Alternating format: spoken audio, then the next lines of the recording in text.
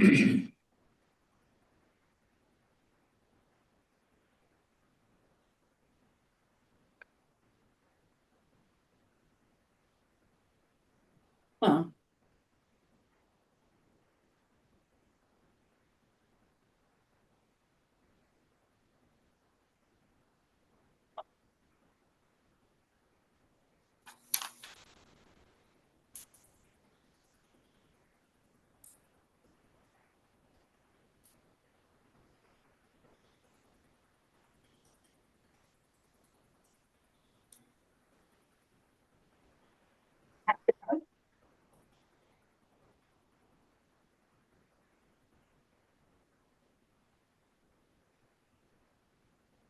Are we good to go?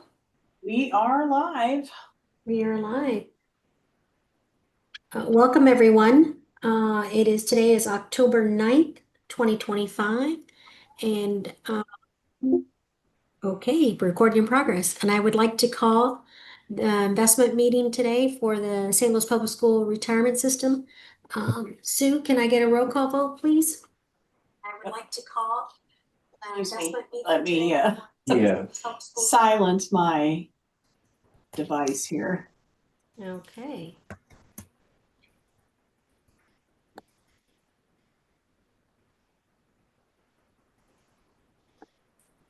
Apologies. Okay.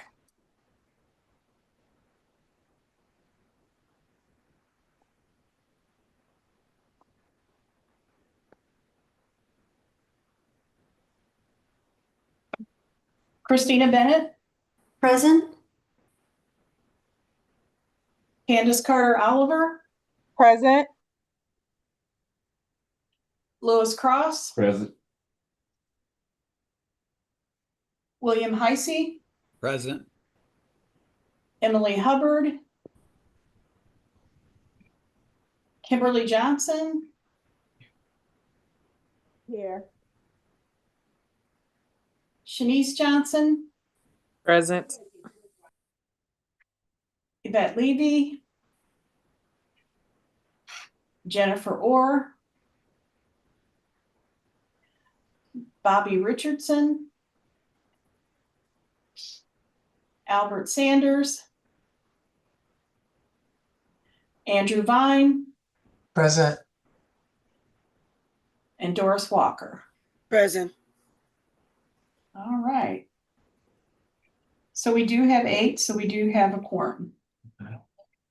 Thank you, Sue.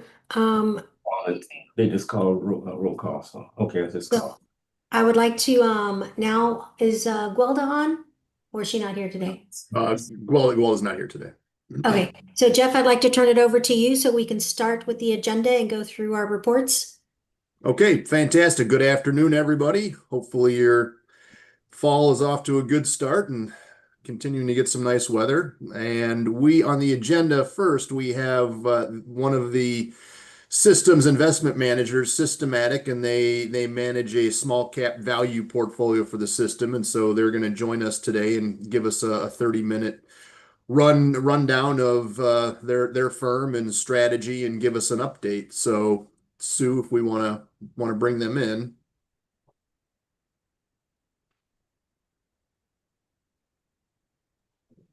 Yeah, we do have them in the waiting room. So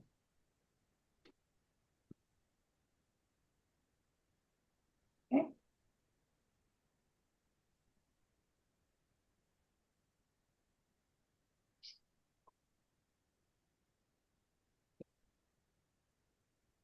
See.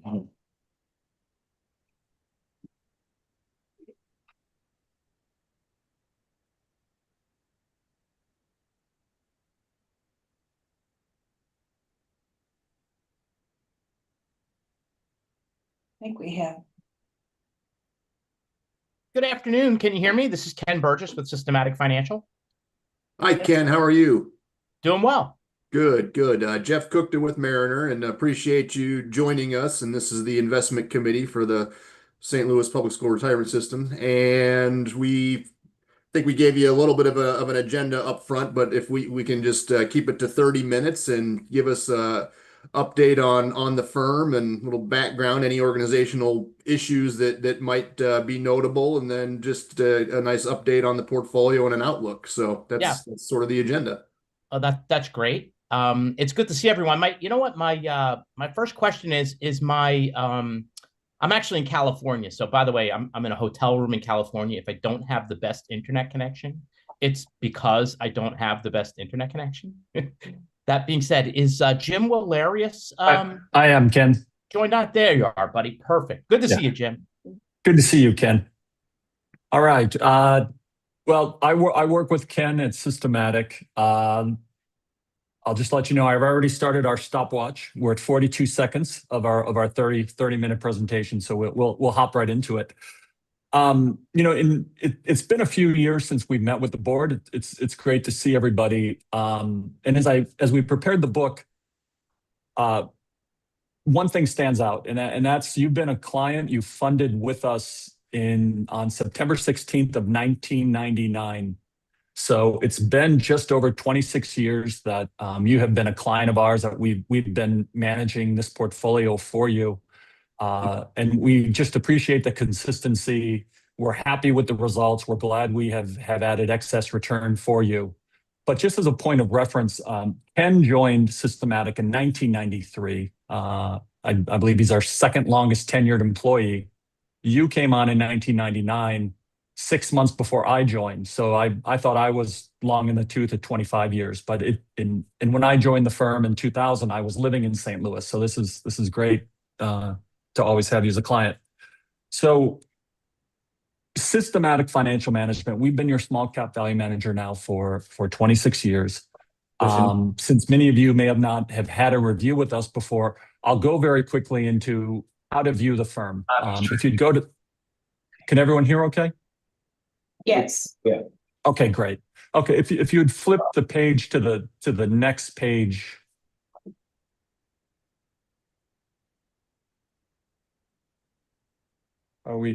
Do I control the page or? Is that Oh, the there one- we go. is that the one This you is want? perfect. Thank you so much.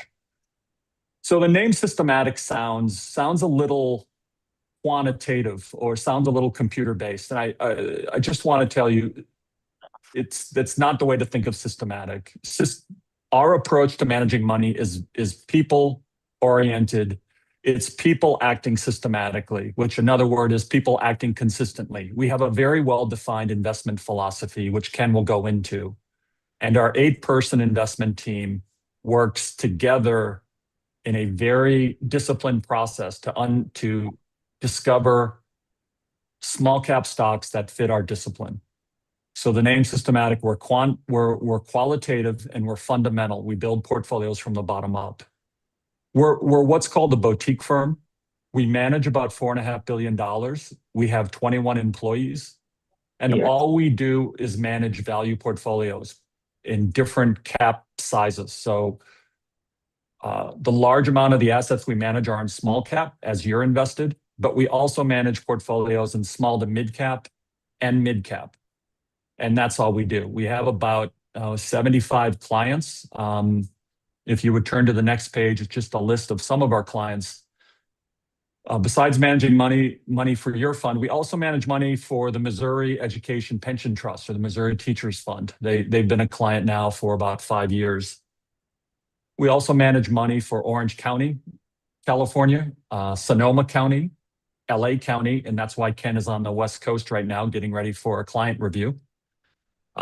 We also manage money for the International Order of the Moose, if there's any Moose members in the group. We also manage money for the Statue of Liberty Foundation, which is a new client of ours, and as well as Walmart and Toyota. So we have a diverse list of clients across public funds, union funds, corporate funds, healthcare funds, and sub-advisory. One of our largest relationships is with Transamerica, where we manage a mutual fund and some CIT investments for them. The next page will show the investment team. The investment team consists of 8 investment professionals. Ken is not only the lead portfolio manager for your portfolio, but he also serves as the chief investment officer. So he manages this group made up of 8 individuals as well as 2 traders. And I think with that, Ken, why don't I let you step into if you want to say anything about the team or jump into the philosophy. Well, I think the one thing I would say about the team is that we've all been working together for quite some time. I say all a little tongue in cheek because we've kind of brought in, we've added 3 analysts to the team over the course of the last couple of years, who are all great additions to the team and I think provide us certainly more depth and some different perspectives along the way.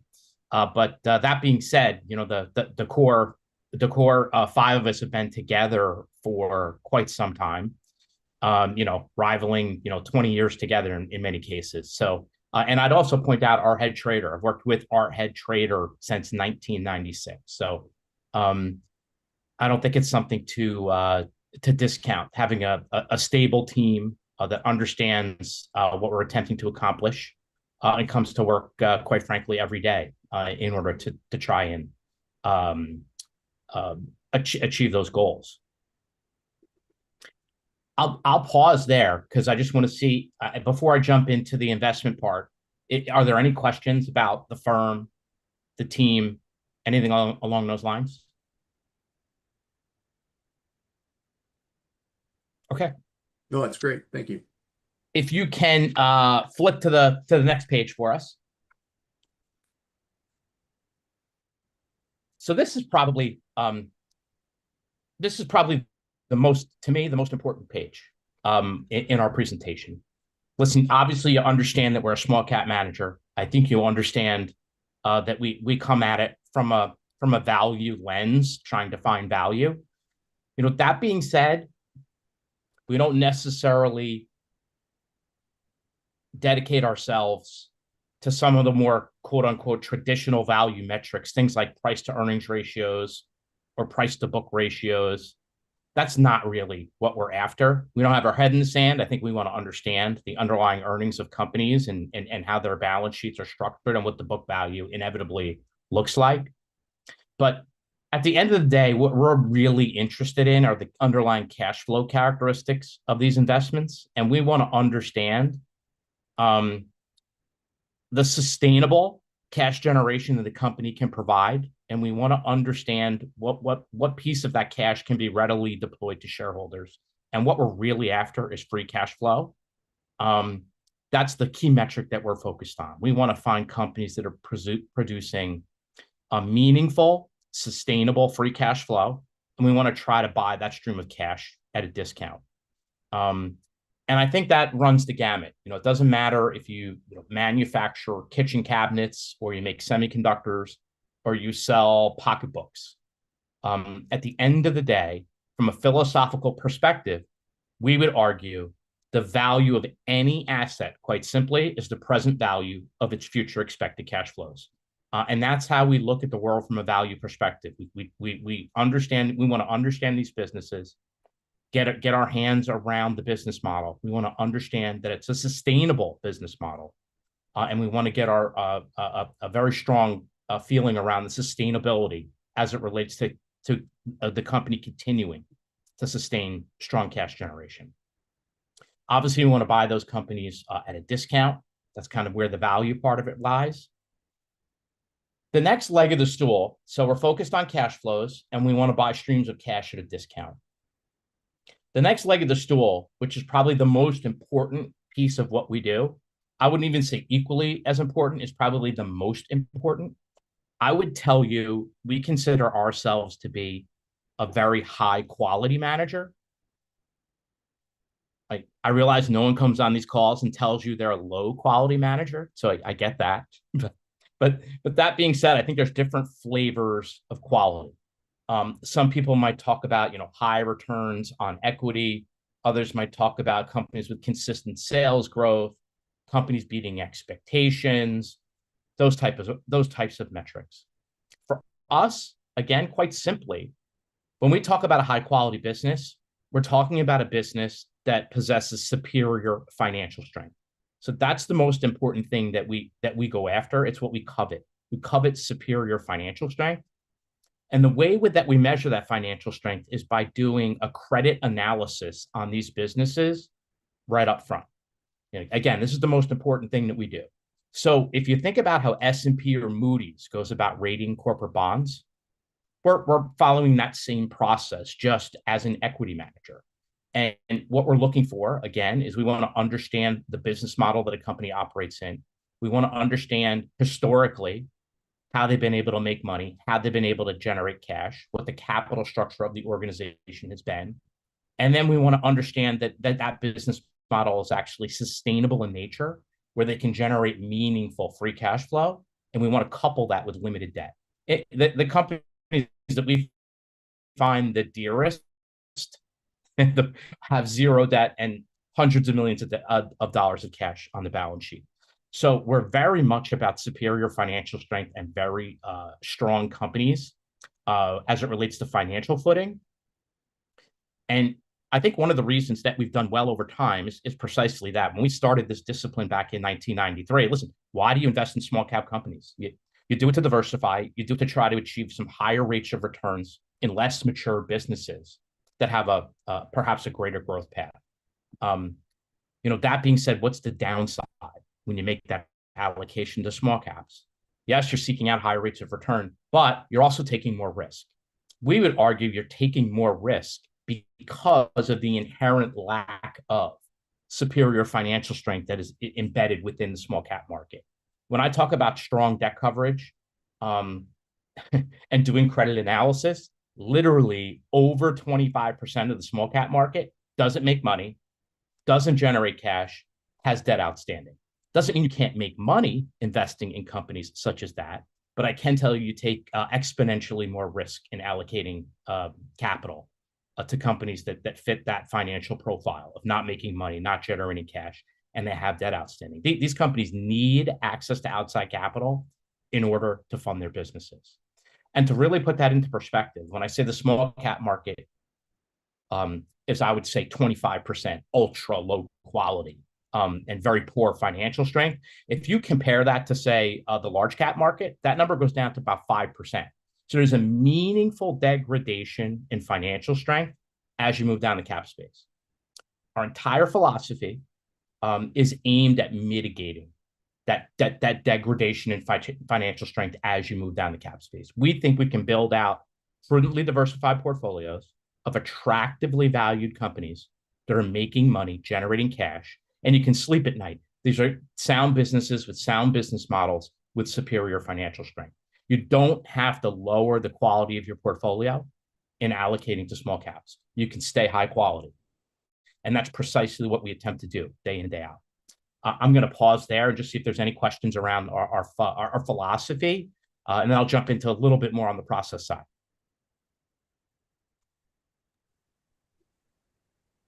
I have a question. Please go ahead.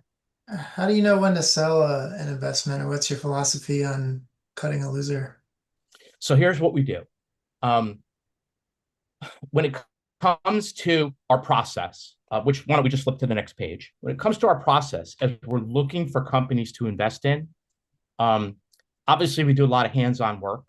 We want to talk to companies. We read 10Ks or read 10Qs or read proxy statements, and we build out financial forecasts for these businesses. Importantly, we're forecasting out revenues, earnings per share, all that kind of stuff. But most importantly, we're forecasting out the underlying cash flows of the business, the capital spending that's required, and then the associated free cash flows that a business can generate. Once we kind of go through that math, we conduct a discounted cash flow analysis in order to arrive at what we believe the intrinsic value of the business to be. Obviously, we're trying to buy companies at a discount to intrinsic value. As we start to see that's kind of on the buy side. As we see intrinsic value approach fair value or north of that, we're essentially looking at a sell candidate. But it's always a moving target. As you talk about either adding to losers or selling losers. It's a moving target in that you continuously are revamping your math in order to understand what the business is worth. If we think a business is still undervalued, there's a good chance we might hold it or add to it, A. Or B, we might think it's undervalued, but we also might just think it's a broken company in the short run, and we might have better ideas. So, as we talk about building out the portfolio, we want to have a prudently diversified portfolio, and we want to understand our exposures relative to the market, whether that be sectors and industries across the board. And we're okay being overweight or underweight particular areas, but we just want to understand what our exposures are and press ourselves as to whether we're comfortable with the way the portfolio is positioned. To your point, as we see companies falter, or if we see a deterioration in financial strength, we're looking at a potential sell candidate. And listen, the best case scenario is companies perform very well. The market appreciates that, and they move up to a valuation that we don't find attractive anymore, and we're actively looking to eliminate that position, and recycle the cash back into better ideas. And same holds true as it relates to market cap. As we see companies move up into the mid cap space, we do the same thing. We're actively looking to eliminate, and recycle that cash back into smaller cap ideas.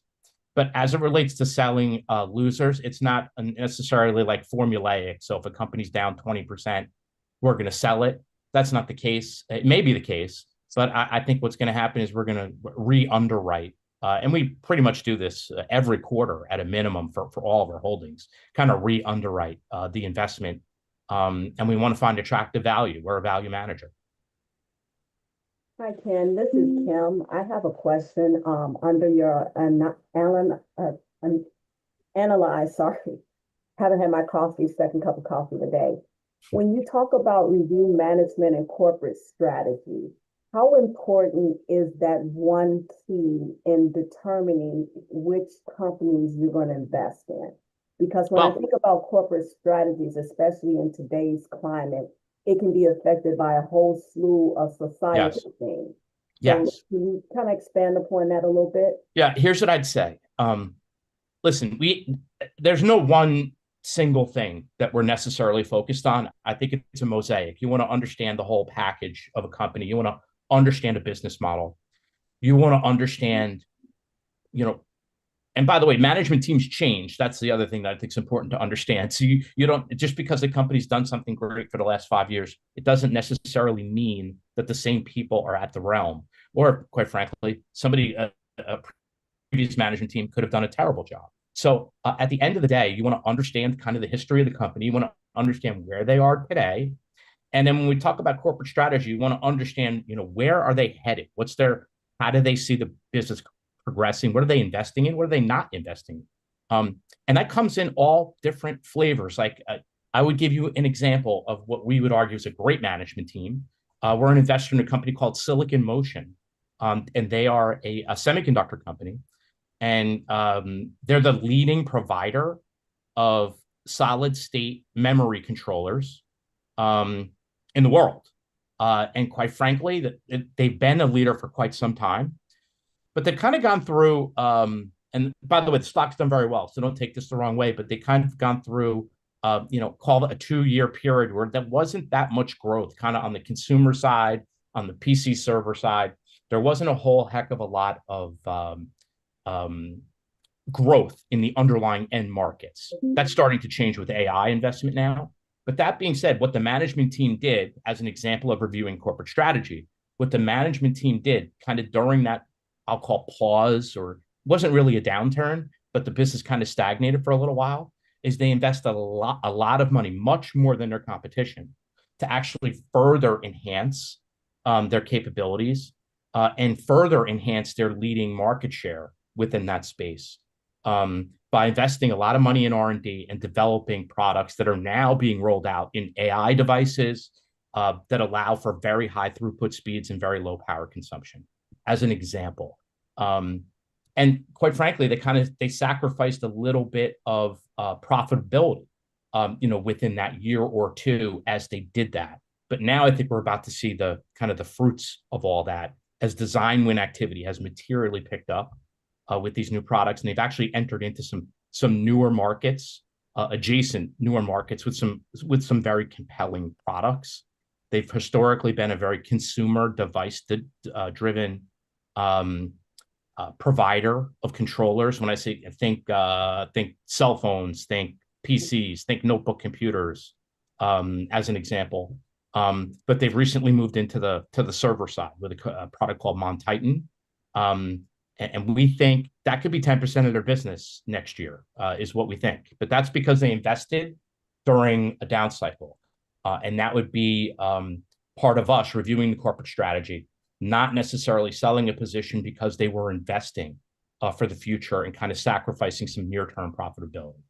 Did that answer your question, Kimberly? It does, but the example you gave is a little scary because the high risk could have went the other way, that the company invested more money in a business model that could have taken off or could not have taken off. But I would agree. I appreciate your example. I would agree with that. The one thing I would tell you, the one caveat I would give you in the case of Silicon Motion is they're the best in the business, and they have been. We're talking about a company that has 40% market share, and we think they're on their way to 50% market share. So they've been very good at what they do for a very long time, and I've obviously known the company for quite some time and the management team for quite some time. And they tend to have a little bit of visibility as they're starting R&D projects and spending a lot of money. There's a plan on the other end. They're not just, if we build it, they will come. I think they're a little bit more along the lines of, you guys need this, but guess what? We can do it. Your AI roadmap says in 2 years, you need to be here with regards to speed and performance. We can get you there. Just as an example. Thank you. I appreciate that. Sure. Ben, we have about 8 minutes. So, as we build out the portfolio, listen, we want to stay highly, we want to be prudently diversified. I think that's the most important thing. The most important thing we do, and I think why we've been able to do well over time is because we assemble a portfolio that trades at a market discount to the valuation multiples that you see within the small cap space. And at the same time, we couple that with significantly stronger financial strength as it relates to the small cap space. So, being prudently diversified only helps within that process. I'll just point this out as well. If you take a step back and you think about what we do, which is focus on cash flows, focus on sustainable cash generation, proven business models, making money, couple that with companies with very limited debt that are cash rich, and trying to buy those streams of cash at a discount, all we're doing is leverage buyout math. I'm just going to tell you, that's exactly what we do. We are an equity manager, but we do leverage buyout math, and we get to the same place. So what I'll tell you is we end up with a disproportionate amount of takeover activity over time. And I think that's also helped our process. Sometimes when our style's out of favor, like it kind of has been of late. It's been a very low quality rally of late that we've seen in the markets. But recently we've had American Woodmark, speaking of kitchen cabinetry, they were acquired by Master Brands. Heidrick & Struggles, speaking of an LBO, literally got LBO'd 2 days ago by private equity. We've seen Berkshire Hills in the bank side and Sandy Springs on the bank side acquired. Yes. Christina, when we use terminology, LBO means leverage buyout for most people. So I just wanted you to explain some of these terms sometimes because we have a lot of new trustees. Yeah. And LBO is a leverage buyout where what they do, leverage, the whole concept of the leverage buyout is to find undervalued businesses with underlevered balance sheets that are consistently making money and throwing off a lot of cash. And that gives the leverage buyout buyer the confidence to go in and put on high yield debt, call it, 7% debt, and then kind of milk the cash flow of the business and gradually pay off the debt. If that makes sense. But what they do is they put it on at 7% and then they end up getting a 20% IRR and they're making the spread. That's all the leverage buyout is. Can you explain IRR? Oh, I'm sorry. I did it again. I keep stepping into them. That's the internal rate of return. So that's the rate of return that they can make on the project. Mm-hmm. It's a component of the discounted cash flow.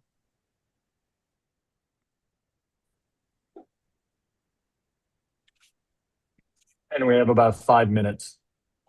Let's move to let's hit page 11 if we can, just in the interest of time. I think this is it's telling. I know I spoke to it, but page 11, the two bar charts here that we have towards the bottom, one that says enterprise value to free cash flow, and the other, which is years to cover total debt.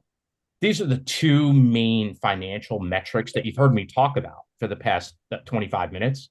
And this is kind of where the rubber meets the road. This is what our portfolio looks like quarter in, quarter out, not exact, but, generally speaking, this is what you're going to see. You can see that our portfolio trades at half the multiple of the Russell 2000 index. And we're putting together a portfolio that literally has, almost three times the financial strength of what you see in the small cap market. So we're putting together a portfolio that trades at a pretty stark discount, and it also has very stark increases as it relates to financial strength. And in fact, if you look at the years to cover total debt, which our portfolio today is about 4.8, round numbers, let's call it 5 years. To put that into perspective, if I put the S&P 500 or the Russell 1000 on this chart, it's about 5 years. So again, you're going down the cap space, you're getting exposure to smaller companies, but you're not sacrificing the quality of your portfolio. You can remain in good, solid, high quality investments. So Ken, this is Christina. This question I have is that when you say total debt, is that debt to EBITDA, or is that just to, and EBITDA is earnings before taxes, depreciation, and amortization? But is that a debt to EBITDA? No, it's free cash flow. It's free cash flow. Free Okay. cash flow to total debt. So for example, if your company had $1 billion in total debt, and you did $100 million a year in free cash flow, your debt coverage would be 10 years. If you took all your free cash flow and put it to debt reduction, it would take you 10 years to pay off your debt. And just quickly, can you just explain the definition of free cash flow, right? Because that's not revenues, that's not EBITDA. It's Can you not. just big picture, what does free cash flow mean? Yeah. So you know what? Free cash flow, I think the easiest way to explain free cash flow in layman's terms, all free cash flow is the maximum amount a company could pay out in the form of a dividend, period in and period out. Whether you calculate that quarterly, annually, it's not material, but it's the maximum amount a company could pay out in the form of a dividend without affecting their capital structure, either borrowing to put money in or running cash down. Or better said, that after all expenses and payments and obligations have been made for that fiscal year. So it's correct. kind of like your disposable income after everything. That's exactly what it is. If you were to look at a consumer number, it would be like disposable income. And then the years to cover total debt would be your disposable income relative to your mortgage. How long would it take you to pay off your mortgage? Think of it that way. Right. Correct. Yep. I just wanted to give some context because we use a lot of terminology in these meetings, and sometimes, there's deer in headlights and we can't see it on Zoom, right? So I just wanted to clear that up for everyone. Cash is what you're after, though. That's what we're after. Cash is what you pay your employees out of. Cash is how you pay dividends. Cash is how you make debt payments. Cash is how you buy stock. You don't do it out of earnings. Earnings is reported earnings is an accrual accounting based concept. When we start to talk about cash accounting, it's reversing all these accruals and taking out those assumptions that underlie accrual accounting. Cash is king. One thing I'd like to add is the famous investor who has done this approach to looking at cash is Warren Buffett. This is very much a Warren Buffett type approach, not valuing companies on their earnings, looking for companies with sustainable cash and buying them and holding them. Our annual turnover in the portfolio is around 20%. So we're not generating lots and lots of trades. We're finding these companies and staying with them as they continue to produce cash. He's right. As Warren Buffett would say, and I don't purport to be Warren Buffett, but I have read all his books. I'm trying to be. As Warren Buffett would say, invest in good, solid businesses that are making money, generating cash, and allow that cash to compound for you over time. You don't need to overly trade in individual securities. Know what you own, know why you own it, and let the management teams and the business models increase the value for you. Well, you guys are selling yourself short because based on your relative performance since inception for this group, you're famous investors. So thank you. Thank you. I'm going to knock on wood though, because And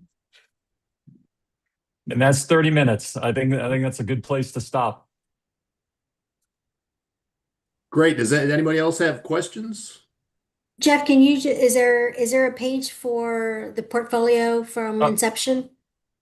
Yes, page 7. Thank you. Just since you mentioned it, Jeff.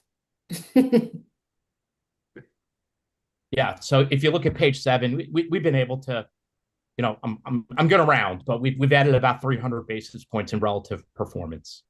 3%. Since inception, up about 11.9% versus 9% for the underlying value index, and the value index has outperformed the core index. The core index, the core Russell 2000 index, has been up 8.3%. And is that date to inception? Since I can't see the footnote, is that gross or net of fees? Oh, gross. It says right there. It is. Duh. That's gross of fees. That's correct. And so our fee structure. So I think our fee structure, if we were just to round it, if we did 11.9% since inception, and let's hypothetically say that the fee structure has been the same, Jeff, what is our net been? What's our fee here? Give me 1 second here. I'll find it for you. James, I'm sure it's around 11%, maybe a little bit above. Yeah, so for this just group, say 1%. it's just short of 1% of a fee. Okay. So we can kind of knock 1% off of that, and that's where they're at. So that, I mean, when you look at it from that perspective, it's 11% for the last 20 something years. It's been a very well performing portfolio. Thank you. We appreciate that. And by the way, we don't take it lightly. We appreciate your continued confidence, and we're proud to have had you as a client for all these years. Great. Well, appreciate the update and the time, and it was very insightful. And again, if there's anybody else have questions before we let these gentlemen go.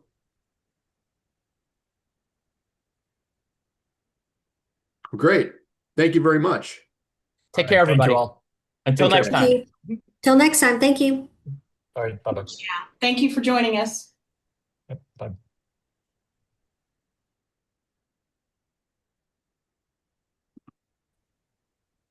Okay, Sue, I want to be sensitive to our time because I know 5:15 is probably when we need to kick off education in order to make it count for everybody. So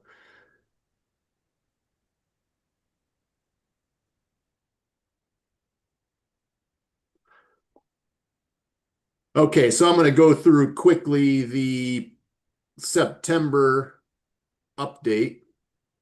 And as Sue just pulled up this first page, and I'm not going to spend a lot of time here, but you can see from that the first 2 tables in the top left, the equities and fixed income, all of the major segments again had a nice month. So it varied depending on the magnitude, but everything has been positive, and you see how that translates to the year-to-date numbers as well. So on the equities, all very solid double-digit returns, and even fixed income now looks pretty good on a year-to-date basis at over 6% for that combined aggregate. I'm gonna, I'll spend a little bit more time on some of these metrics for when we go through education as to what we're actually looking at here. But again, I'm kind of going through this fairly quick in the interest of time. Sue, if you want to flip forward 1 more page.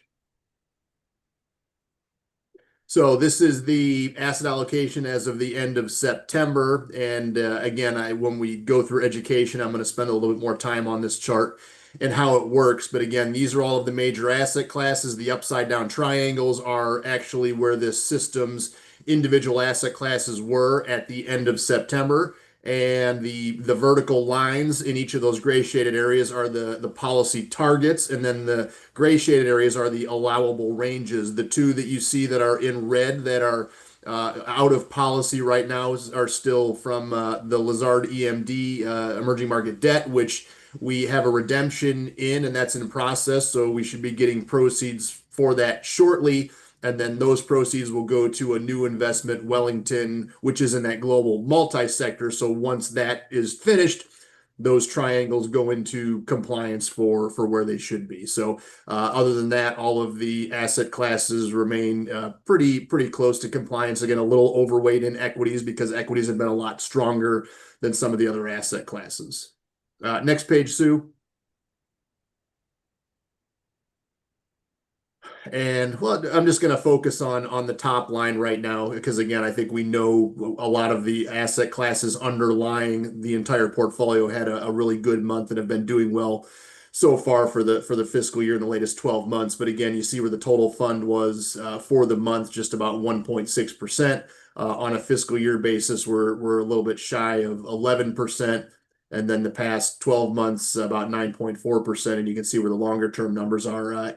8.6% on the 5-year and then about 7.8% on the 10-year. So again, we're starting to see that gap on those longer term numbers with relative performance to the policy are tightening up. And again, a lot of that's going to be pretty reflective of some of the changes that we've made in the portfolio, shifting some of that active management in the U.S. equity portfolio over to indexing where necessary, and then some of the other shifts that we've made on the fixed income side. As those start to come to fruition, we'll see some things tighten up there. But again, we've got a few moving pieces right now with respect to emerging market exposure that we're going to talk about over the next couple of quarters.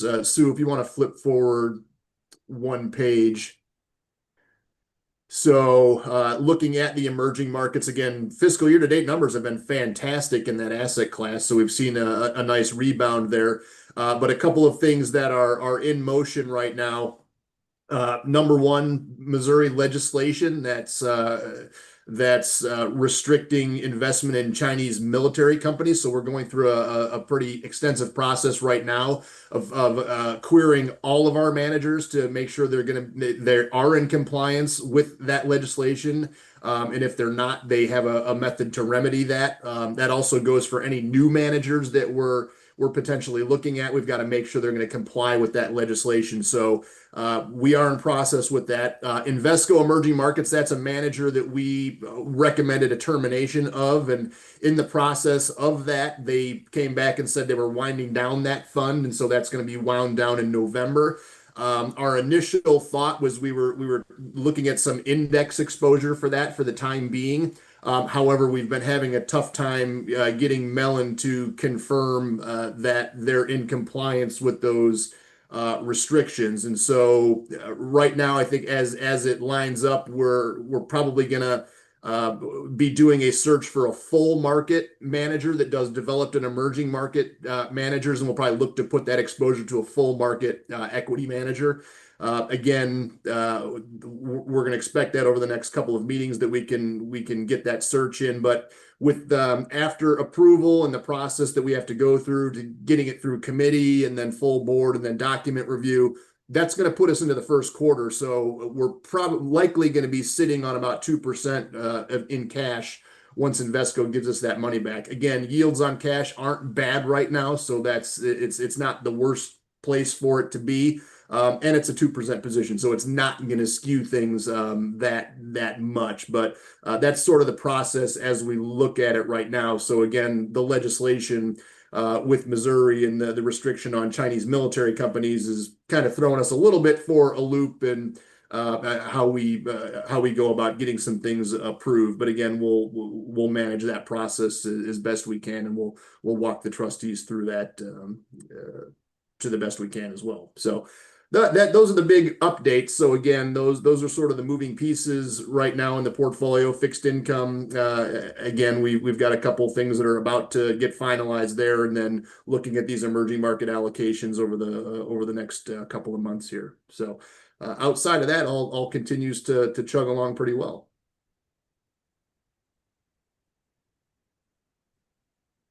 Sue, I left us 1 minute. That was good.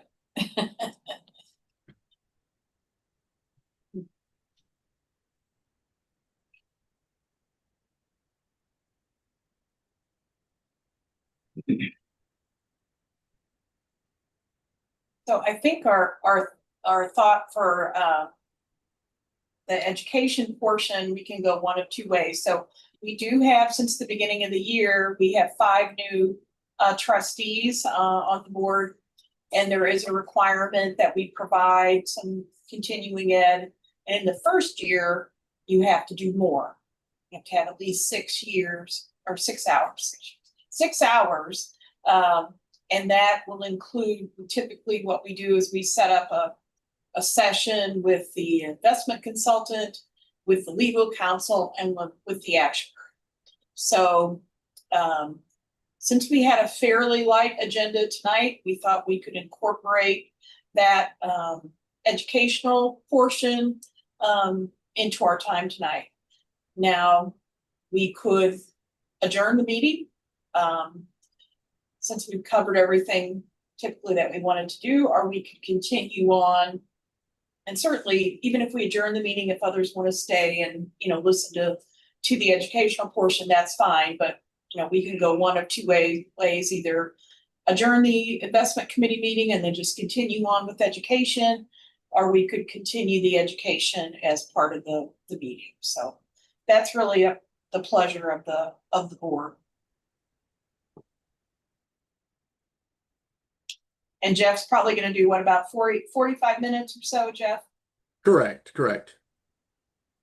I'll look to go to 6, but I mean, if we want to go, if depends what your tolerance is and when you want to tap out. So, because I can talk forever. Sue, this is Candace. I'm fine with staying on for education tonight. Okay, yeah, and so you are one of our new folks, so that's great. Beginning of the year, that's great. Andy and Bill. I'm happy to stick around as well. Bill? Yeah, when you guys emailed me today, I was good to go. Okay, how about Kim and Kim Jennifer. and Miss Orr? I'm fine. Miss Orr's fine. Okay, and Kim? Kim is fine. Okay.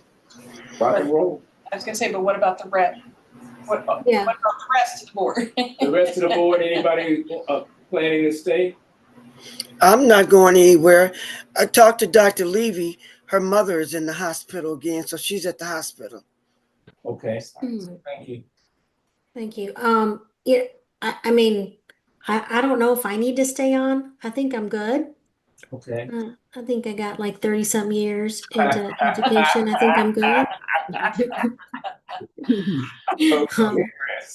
But sometimes, Christine, we need you to ask the question. Right. yeah, and again, and I offer to if anyone on the new board members, like we haven't met in person, but I've been in the financial service industry for 35 years. So I worked for a small investment firm for a very long time. I've worked at an investment banks at various local banks. And I am currently the deputy treasurer for the city of St. Louis, working on cash and investments.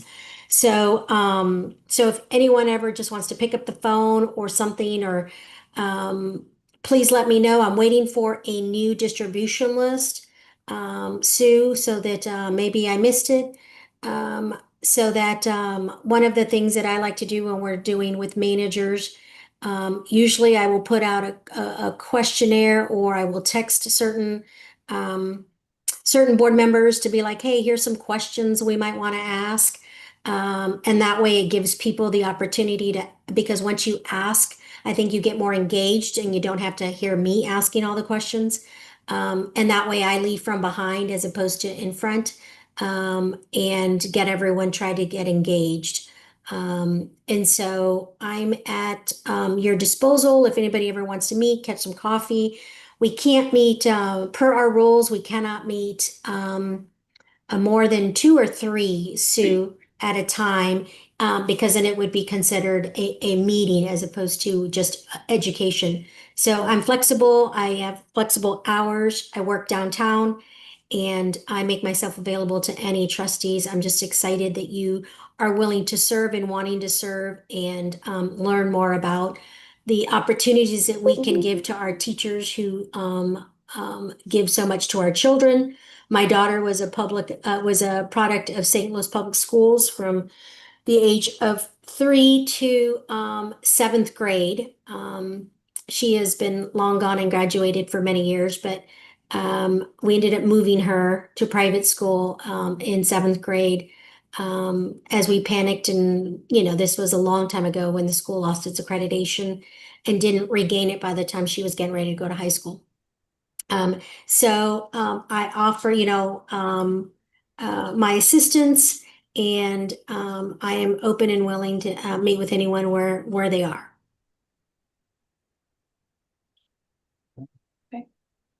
Well, I guess, I will drop off. yeah, we'll Okay. continue on in meeting, and then if any other trustee wants to drop off or stay on, that's great. Okay, I'll hang on for a little while. Yeah, we'll just have to do a formal motion at the end, so I don't know if Dr. Sanders plans to stick around, but he's always the one that gets on that, so.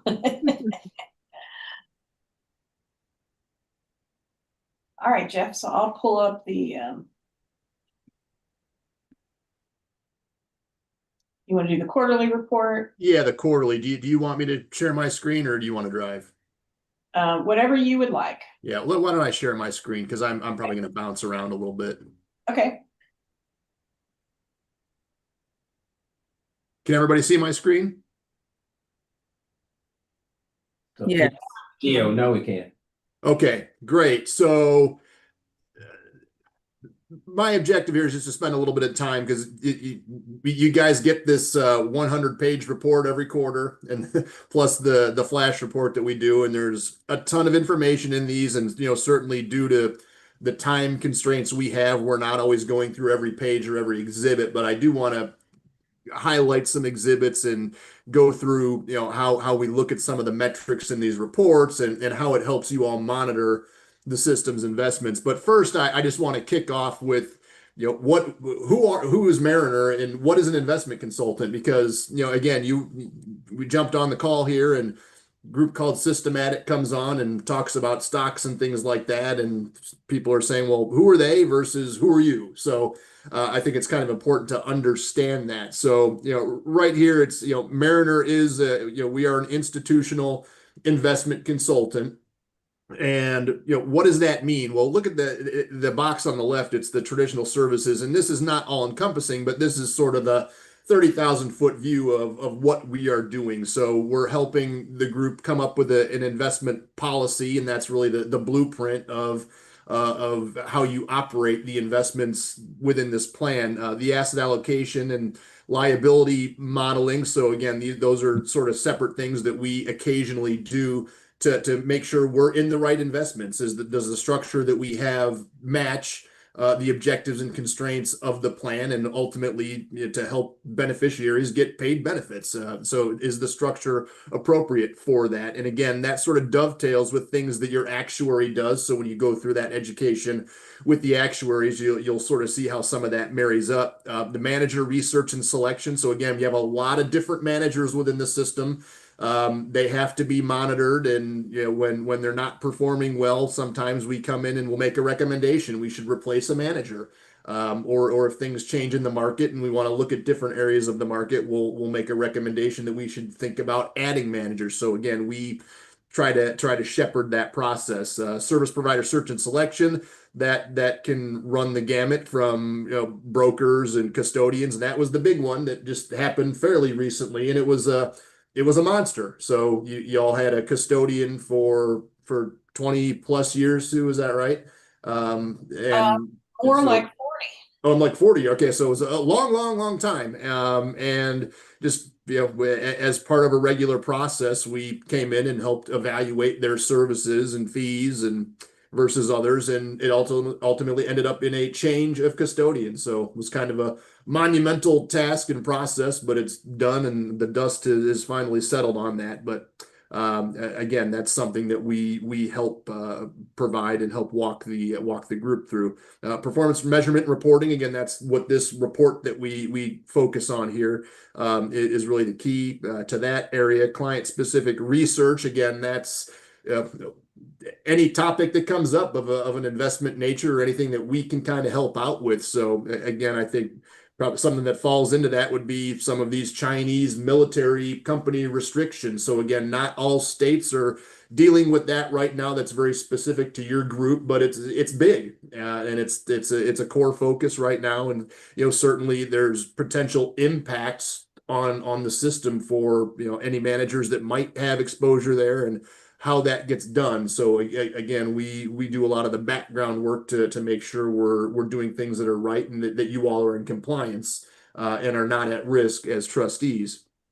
Government and governance and education. So again, this when we have new trustees coming on and need specific education, we'll certainly shepherd that. And again, it can go from things like this that are very general in nature of going through a performance report and what some of these metrics in the report mean to again setting up these educational sessions with investment managers. So again, that was kind of a quick hit that we had from Systematic on their portfolio. But again, as you can see, they throw around terms like IRR and beta and all these other things. So we like to step back and have more specific focused education from groups like that to come in and just slow down and spend time on that and say, what is an IRR? What is what is a balance sheet? What is a leveraged buyout? Things like that. So we certainly want to make sure we're continuing to go through that process. Then commentary and overview again. I'll focus on this report of how we go through an economic commentary and overview, and then again, once again, the trustee education, which is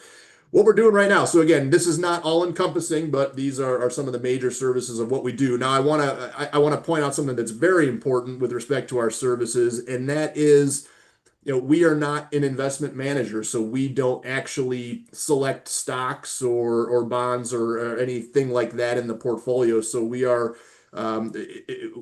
we basically have that, and you all have that delegated to separate investment managers. So again, our process is to monitor and evaluate them. But I think what's as important from that is we want to be as independent as possible when making any recommendation on asset allocation or the investments that you have here. So again, as an independent consultant, our job is to say, this is the best manager for each specific category that you have, and we recommend that with sort of our full faith and credit, and we don't want to have any sort of conflict of interest in there because we're not the investment manager, we don't have ownership with the investment managers, so we try to avoid those conflicts to every extent possible. And again, making sure that we're doing what's in the best interest of the system and the participants and beneficiaries. So again, we're kind of if you look at what Gwelda and I do, we're sort of the quarterbacks of the whole process. So there's a lot of players, whether it's the custodian or whether it's the brokers or whether it's the investment managers themselves and the underlying system, and we're sort of up there at the 30,000-foot view trying to coordinate a lot of those aspects. So end of the day, we're here for you, and anything that comes up or questions that we can answer or can help out with, we're certainly at the disposal of the board and Sue and her staff. So that's Mariner. That's the investment consultant. Any questions? Hey, Jeff, how do you compare you and your role with a CIO? I would say we're probably very similar to, because again, I don't know if anybody's ever heard this term before called an outsourced CIO. So you think of some organizations that have internal chief investment officers, and they're kind of most of them are doing what we do. So they focus on asset allocation, they focus on investment policy. They're very 30,000-foot view, but a lot of CIOs generally in this business, they're not selecting a lot of the stocks and the bonds themselves. They're also in that process of outsourcing that to underlying investment managers. So, in a way, we operate very, similar to that. So, I mean, some systems do have internal chief investment officers, and we work with clients that do have internal chief investment officers, but generally, they still want to have investment consultants because they while they do what we do, they still want to have a sounding board, an independent sounding board that kind of helps them go through these policy decisions and asset allocation, and just understand again how investments are being selected and monitored and changed when necessary within the portfolio. So pretty similar roles. Okay, thank you. Okay, so I'm going to flip forward a couple pages. So this is the market overview, and again, this is a lot of words, a lot of reading. We just try to encapsulate what's important and what has happened within the major markets. So we talk about the economy, things, certainly what's been going on the past, several quarters now is a focus on what the Federal Reserve is doing with interest rates. And again, I'll try to be mindful of, since Christina dropped off, because she'll be the person that can usually jump in and say, hey, you're throwing out terms there, explain it. So I'm going to try not to do that. I'll try to explain. So when you hear me throw around the term Fed, that's the Federal Reserve, and that's a group within the government that basically sets monetary policy. So what is it when I say monetary policy? What is that? It's essentially how much money costs. So within our system, people lend and borrow money. Banks, lend money on a daily basis. They have to figure out how to set interest rates. It all sort of starts with this government group, the Federal Reserve, and they say this is where kind of what the floor for interest rates should be. So why is that important? Well, it's important because it can move the economy in one direction or the other. So again, what does that mean? So lower interest rates are generally better, because anybody that wants to borrow money, if the lower the interest rate, it incentivizes them to borrow more money. That generally helps the economy. So lower interest rates means I'm going to borrow more money, and I'm going to go out and do things, do good things to pump the economy up with that cheap money. So that's one direction. Another direction that the Federal Reserve can go with that monetary policy is to make interest rates go higher. So why would they do that? Well, when the economy is really cranking along and gets overheated, a lot of that's pretty good. But the bad thing of that is that things start to get expensive. So when everybody is flush with cash, has a lot of money to go out and spend, they're generally pushing prices up. So it's supply and demand. The more somebody wants to buy a certain product that there might be a limited amount of, well, it makes the price go up. People bid the price up. So that's what happens in strong economies, and that's sort of what we've seen over the past couple of years, kind of going back to COVID. We saw inflation, so that's the prices of things, got very expensive. So what is sort of normal inflation that we like to see on an annual basis? Well, the Federal Reserve wants to see that at 2%. They say if prices are growing by 2% every year, that's kind of normal. Where were we shortly after COVID? We got up to about 9% year over year inflation. That's pretty big, and that just makes things really expensive. So I think we all kind of saw it, and we went out to, when I went out to McDonald's and saw my cheeseburgers were a lot more, went from $2 up to $4. I mean, that's things got really expensive. So that's where the Federal Reserve comes in and says, well, let's make interest rates go higher, because now higher interest rates, it costs more to borrow money. If it costs more to borrow money, we're not going to borrow as much. So I'm not borrowing as much money, which means I'm not going out and spending on things. And so that's the mechanism that they use to bring those inflation numbers down. And so that's the tug of war that we've had over the past couple of years now. And we're sort of in a rock and a hard place right now, is that prices haven't come down, and the reason they have, but we're about hovering around 3% inflation, where the Fed wants to be at 2%. Well, why has it been sticky? Well, it's been sticky because of these tariffs that are going on right now. When we place tariffs on anyone outside of the U.S., anything that we want to import into the U.S. now becomes more expensive. So if I'm a company and I want to import, let's just call it car parts, and those are more expensive. Well, if I'm a company, I've got two choices. I'm now paying more for these car parts because of tariffs. So I can either kind of suck that up and make lower profits, which a lot of companies don't want to do, or I can pass it along to consumers. Well, what we've kind of seen is a little bit of both. Companies having to eat that a little bit, but then also passing it on to consumers. So when they do that, when they pass those prices on to consumers, it keeps those prices high. But that's not great because we still have higher prices, but the economy is slowing. So, jobless numbers are starting to go up a little bit. Consumer spending is coming down.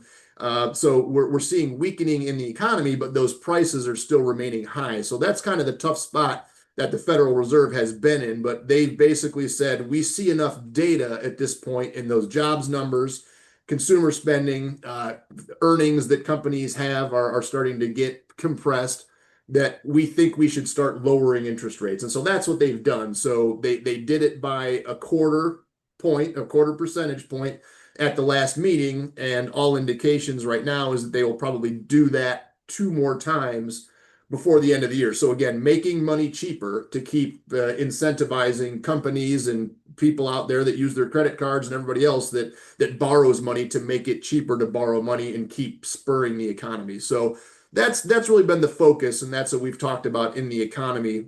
We talk again on this page, I'm not going to jump into it too much, but what's going on in the equity markets and in the fixed income markets, and then certain themes of what we're seeing. So again, every quarter we'll have this and we'll sort of focus and give everybody an overview of what all of that means to the systems investment managers and the overall portfolio structure, and how that dovetails into what the actual performance has been.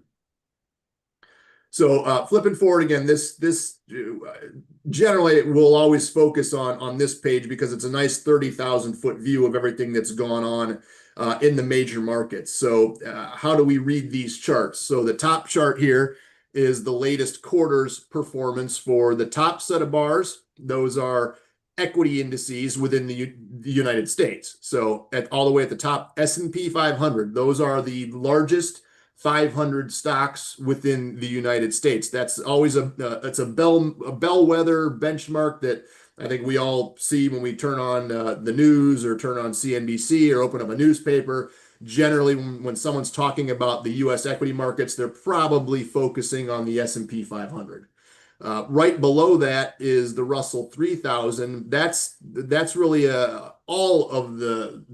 It's not all, but it's the 3,000 of the biggest stocks within the company, within the country. But when you get below that S&P 500, the rest of the stocks are the Russell 2000, and a lot of those are much smaller. So it's mid and small cap stocks, and it really encompasses the rest of the entire market. So there's 10,000 plus total stocks. So not everything is covered in the Russell 3000, but in general, it covers a pretty good group and gives us a really good picture of what the overall market, large, mid, and small cap stocks has done. The Russell 1000, again, that's just the 1,000 largest stocks. So the S&P 500, and then add the next 500 largest in the country, and you've got the Russell 1000. And then the mid cap is sort of right in between that Russell 1000 and the Russell 2000. Again, Russell 2000, the smaller cap stocks. So, and again, I'm throwing around terminology here, but when I say smaller cap, that's capitalization. And what does that mean? That just means how big the company is. So the more that's invested in a company, the more earnings they have, and they retread back in, and the more people buy their stock, their market capitalization, or how much is outstanding of their total company, or what is actually equity in the market, goes up. So again, I want to step back and talk a little bit again about terminology and things that we throw around here, and we're going to see when we talk about different investment managers. When I say equity and when I say debt, well, what exactly am I talking about? So I think we all kind of understand what debt is. So any company that wants to operate, first thing they can do is borrow money. So that is debt. So what do? They borrow money, and then they have to pay interest on that, and then at some certain period of time, they actually have to pay that back. So most companies have. Is there a question? Okay, sorry, I thought I heard something. Most companies use a combination of two things to raise, two mechanisms to raise money. One is they borrow money, so that's debt, and then the other is they take in equity capital. So what is equity capital? That's essentially, if you think about it, once a company makes $1, they go out and sell something, make $1, they have to use a portion of whatever they've made in profits. They have to, or not in profits, but what they've made in cash flow, they have to pay the interest on their debt, or if they have expiring debt, they have to pay that off. Anything left after that is profit, and that's what goes to the equity holders. So if you just kind of think of a waterfall of how cash flows come into a company, once a widget is sold, the cash flow comes in, it has to pay off the interest for debt, has to pay off the principal for debt, and then anything left over goes to the equity holders. So that's when we say, again, you have a portion of the overall system that is behind equity, and so that's how you all are making money. You're sort of investing in a company, and you want to have confidence, and that's why we hire investment managers as well that say, company XYZ, we like the company, we know they're going to make enough money that's going to pay off their debt, and then is also going to leave something left over for us as equity holders. So you have exposure there, but then you also have exposure directly to the debt portion of the equation, which is your bond managers. And we'll go through that in a minute as to what all of those look like. So middle section on that top chart, those are international equity indices. So all the way at the top where it says MSCI ACW XUS, that is pretty much all non-US stocks. So developed markets and emerging markets. That's really made up of the two bars right below that. The MSCI EFA, those are all developed markets, and then below that is the emerging. So you put the two of those together and you get the top line, and that's everything outside of the US. So again, it's all that's all equity. So it's that equity side of the equation. You do have managers that specialize in all of these areas, but why are we looking at that? Because it's international markets act differently from the US markets, and that gives us some diversification within the portfolio. Again, we'll talk a little bit more about that when we get to the asset allocation structure. Third section right below that is the fixed income indices. So all the way at the top, again, is sort of the bellwether that we look at in fixed income. It's called the Bloomberg US Aggregate. So that's all investment grade US bonds.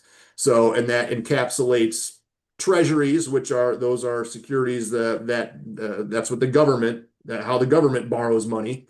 And then corporate securities, which is any public company out there that issues debt.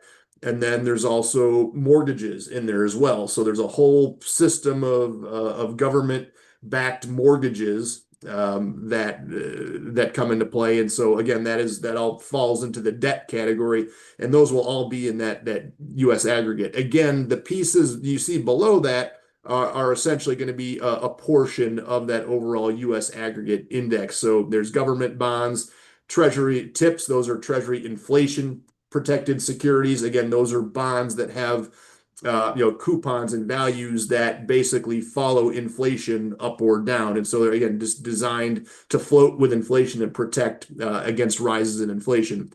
And then the Bloomberg MBS, those are mortgage-backed securities. Again, all of those are a portion of that aggregate. And then that Bloomberg Corp IG, that is corporate investment grade securities. So what you don't see encapsulated there, and we have in later pages in this market overview, is high yield securities. So again, I think we heard Systematic talk a little bit about that when they were talking about leveraged loans, but what are high yield securities? So investment grade just means there's rating agencies out there, S&P, Fitch, Moody's, that go in and take a look at companies and look at their balance sheets, and they say, is this a good company? Does this company, they have a high likelihood of paying back not only the interest on their debt, but are they going to be able to pay back the interest?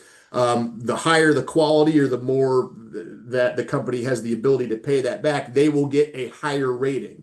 And there's a whole scale of ratings that go from AAA, all the way down. When you get to a certain level, which we call, triple B, it starts to cut off. And anything now below that triple B is a company that any of the rating agencies say, this company, they're not as strong. There's a very high probability that this company may be late in making interest payments, or might not make their interest payments, or if worse comes to worse, might not even be able to pay off their debt. So when they start to fall into that lower category, they're no longer investment grade. They are now what we call high yield. So again, what would be the benefit of investing in that? Well, if our investment managers take a look at these companies and say, well, they have a low rating, but if they're going to issue debt, if they're going to do it and they're kind of a lower quality company, they've got to pay us a lot more. So they got to pay us a lot more interest for us to take on a little more risk that they might not pay us back. So there's that benefit that you're getting higher interest, but there's also that benefit. And again, this is what we pay our investment managers to do, is to go in and say, we think this company is going to be okay. We think they're going to make certain changes that will allow them to, to get past what Moody's and S&P thinks is questionable, and they're going to be able to make their payments and be a good company. So that's what we're paying our investment managers to do. So the chart right below that again just shows the latest 1 year performance for all of these. And again, when we look at performance, and when you see those little percentages to the right of that, so S&P 500 where it says 10.9%, so that is the rate of return that it made for a quarter. So if you invested for 1 quarter in the S&P 500, you basically made 11% on your investment. So your investment gains over how much you actually invested comes out to 11%. And again, we show those same percentages for the 1 year time period. And again, that's how we're going to read these charts we look at with your investment managers. And that's how we're focusing on what they make, and then how are they doing relative to certain benchmarks. So those are rates of return. So next page, and I'm gonna try and speed it up a little bit because I want to cover some other areas here. But again, we slice and dice this market overview again to talk in a little bit more granular detail of, on this page, the U.S. equity markets. So this breaks it down by a couple of different ways. So we start at the top with the 3,000. That's the total U.S. market. The 1,000, the section below that, those are large cap, and then the mid cap is below that, and then the 2,000, those are those smaller companies. And then we also divide each of those segments into the middle one, which is sort of the full index value plus growth, and then on each above and below each of those segments, value and growth. So again, when I say value and growth, well, what does that mean? So all companies that fall within the U.S. market have different metrics with respect to how cheap or expensive they are. So anything and when I say cheap or expensive, that means how much everybody is willing to pay for that company relative to how much that company actually makes in earnings. So the more that someone's willing to pay for a company relative to what it earns, just means it's expensive. It's a higher multiple. Why would you pay more for a company relative to what it's earning today? Well, it's because you think there's going to be some growth in that company. You think they're going to have a higher level of growth relative to other companies. So that's why you pay more. Well, any companies that have those higher multiples relative to their earnings fall on the growth side of the equation. On the other half of that is companies that are not as expensive, and we call those value stocks. So they don't trade at higher multiples because investors don't think they're going to grow their earnings by a lot. But why would they invest in them? Well, usually because they have good cash flow that's steady, and a lot of them will tend to have dividends. So, and what is a dividend? Well, that's when money comes in, companies can do, again, multiple things with them. Think about that waterfall that I talked about. They've got to pay off debt holders, but then after that, what can they do for the equity holders? Well, they can either churn whatever they've made back into the company to grow, which a lot of the growth companies can do, or they can actually pay it out on a periodic basis to the stockholders. So that's a dividend. So if they make money in every quarter, if they decide to pay it out rather than reinvest it in the firm, they've paid out a dividend. So anything that falls on that value side of the equation, they generally tend to pay more out in dividends. And so again, both of those are good. It's good for a company to take money and reinvest it in the company for growth.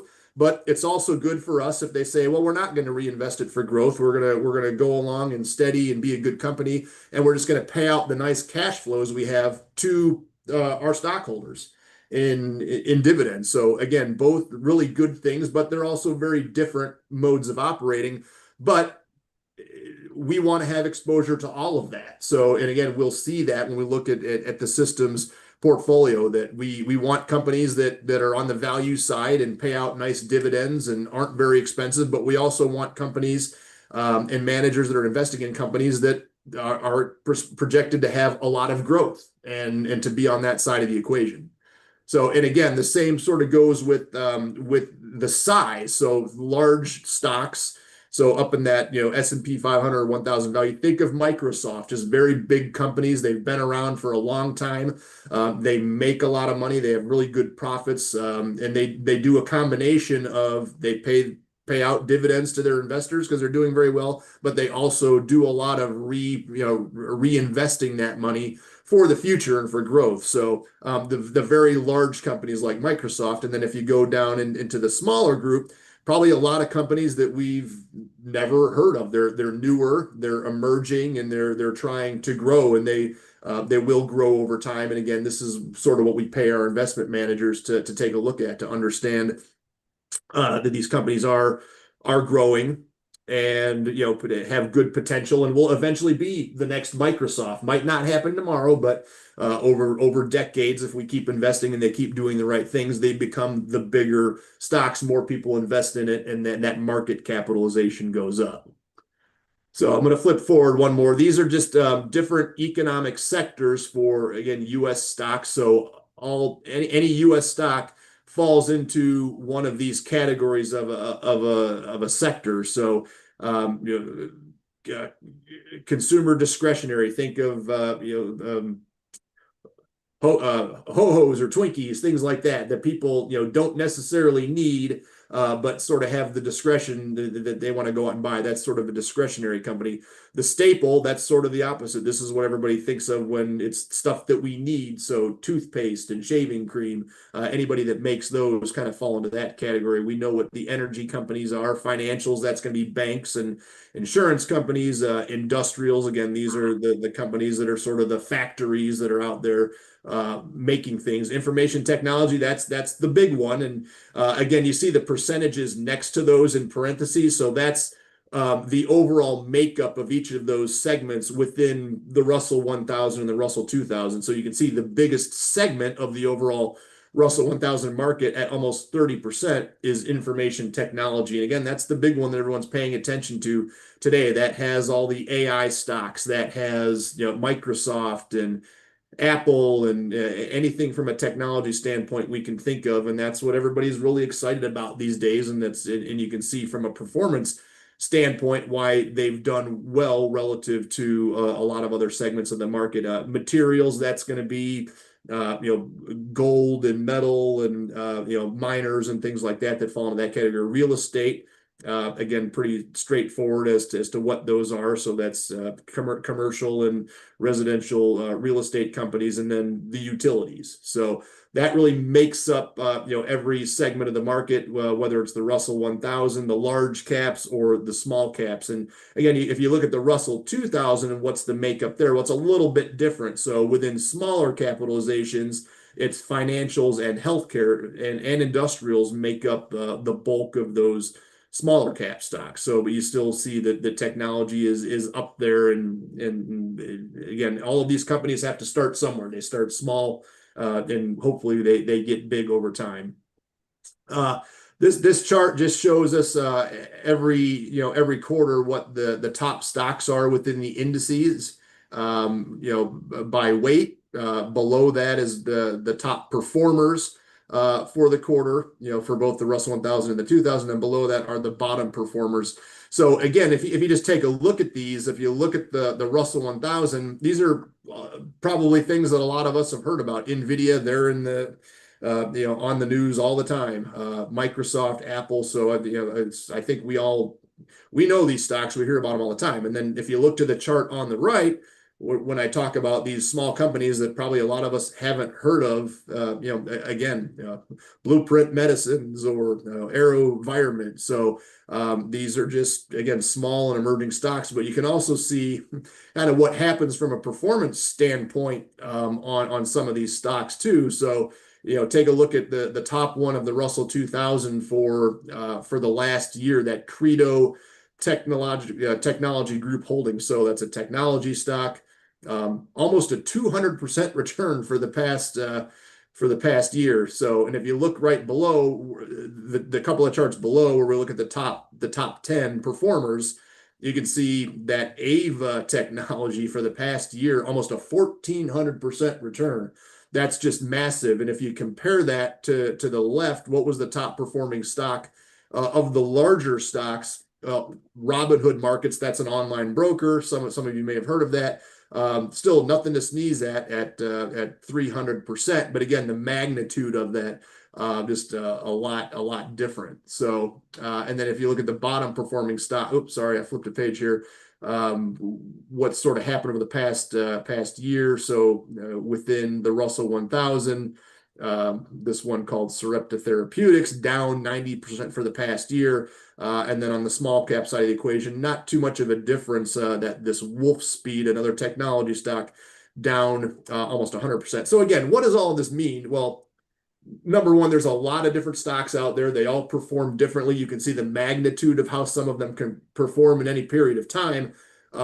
This is why we like diversification. This is why we want a bunch of different investment managers within the system. This is why we want them all selecting different stocks from different pools in all of these categories, because when one thing goes up, something else might go down. And there's that, again, this concept of diversification that says if we have enough of these, and then the stuff that's doing good is going to offset the stuff that's doing bad, and overall we'll have a fairly decent level of performance every particular period.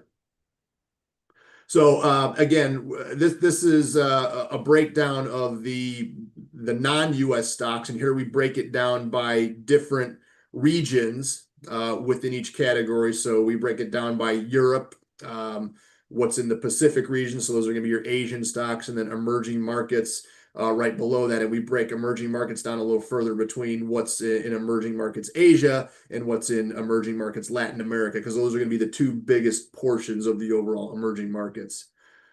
Again, we break things down further by country on this page, and then similar to what we just showed you on the US, all of the different sectors, economic sectors within the non-US stocks. So again, those are going to look pretty similar by category, but the weights are going to be different relative to what we saw within the US. So again, this just helps us track and slice and dice how things have performed outside of the US. Here's the bond markets. Again, pretty similar to what we've done on the equity side. We break things down within the bond markets between what's treasuries, mortgages, corporate. There's the high yield that I talked about, and then treasury inflation protected. Right below that is another way that we look at all the segments I talked about before. These are the bond ratings. So the AAA, those are the highest quality rated. When the rating companies come in and say this company is really solid, has great cash flows, is definitely going to have the ability to pay their interest and pay back debt. Those are the AAAs. The BAAs are the lowest segment of high quality, where they say it's still a good company, but we're seeing some things there that say we're a little less confident on their ability to pay their interest and to pay their principal back. So we're going to rate them lower. And then again, that high yield that I mentioned before, those are the things that fall below that BAA segment. Those are the ones that should be paying us a lot higher interest because we're not as confident in their ability to pay back. And then below that, again, are just some other ways to look at the global markets, the aggregate and global aggregate, which is basically all bonds outside of the US is the global aggregate. And then the multiverse is everything. That's all bonds. That's all US bonds, and that's all non-US bonds. So we have a couple managers within in the system that are in that category. So I'm gonna, in the interest of time, I know we're starting to run short, and everybody let me know how far we can go over, but I'm gonna jump forward to this page because I know we touched on this in the flash report, but again, this is the asset allocation and compliance page, and this is very important because when I talk about an investment policy, that's our overriding blueprint that says we're codified in how we invest. So we're not saying in any given day, if we think the equity markets are going to do good, we're going to take all of our money 100% and put it in equities, or vice versa. If we're not confident in the equity markets, tomorrow, what are we going to do? We're going to sell everything and put it in cash or put it in bond markets. Well, we don't do that, and we can't do that because by design, we have an investment policy, and the investment policy is created in a very specific manner that ties out with the system's objectives and constraints. In the end, we work very closely with the actuary to understand that. And the first is we have a rate of return that your actuaries use to value the liabilities, how much we have to pay out participants year after year after year. That's a liability. That's what the pension has to pay out. There's the rate of return that's used to calculate that liability, and that's 7%. So that's a real important number to always think about, because that's how we have to invest the portfolio. We have to have a portfolio structure that has a high probability over time of getting that 7% return, because what if we don't? Well, your actuary is making all of these projections of how we're going to pay folks out over time, and what that means today as far as a liability is 7%. If we don't meet that, well, then something's wrong, because over time, if we continually have a rate of return from your assets that's below what your actuary is using to calculate what we owe people over time, we have a real big mismatch, and then we're not going to be able to pay folks. So it's always important to have a structure that's very much in line, not only with that rate of return, but also is mindful of the cash flows that we have to pay today. So again, and why I point that as being very important, because we could, if you look at the segments that we have here, private equity right down below, where it's not one of our biggest allocations. If you ask us to just put things into a model that say what's going to be the best returning asset class over time, and put all of your assets there, chances are it's going to say private equity, because it does have one of the higher expected returns that any economic modeler or our firm or anybody says has a pretty good expected return. And why is that? Well, it's because these are non-public companies. They're new, they're emerging, they may not work out. And so if we're going to invest in it, we want to expect to get paid a lot. So that's why the expectations for private equity are higher. But also there's a lot of risk in it, and there's not a lot of liquidity. So any private equity or private debt investment that we go into, generally we're not in it for any less than 5 years. And most of those are sort of 5 to 10 year type investments.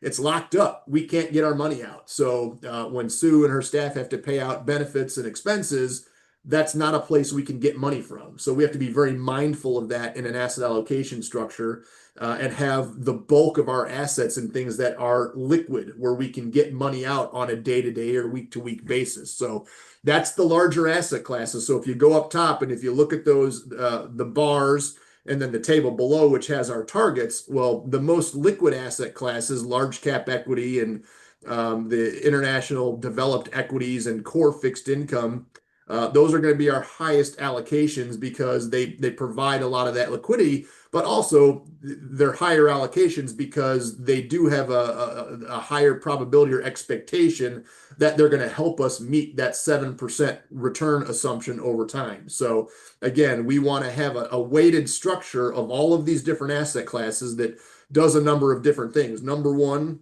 that the combined structure gives us that high probability of meeting or exceeding the 7% return assumption.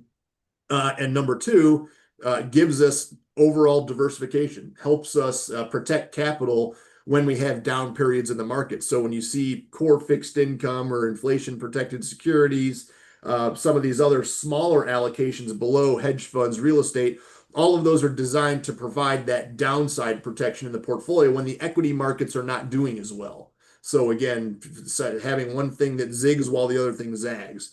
So that's the graphical representation. Again, we have those shaded areas because that helps us, or that tells us when we need to rebalance. So when the upside down triangles, those are where the system actually is allocated as of the end of any period. The vertical lines, those are the targets, and again, those are all, everything's outlined in that table right below.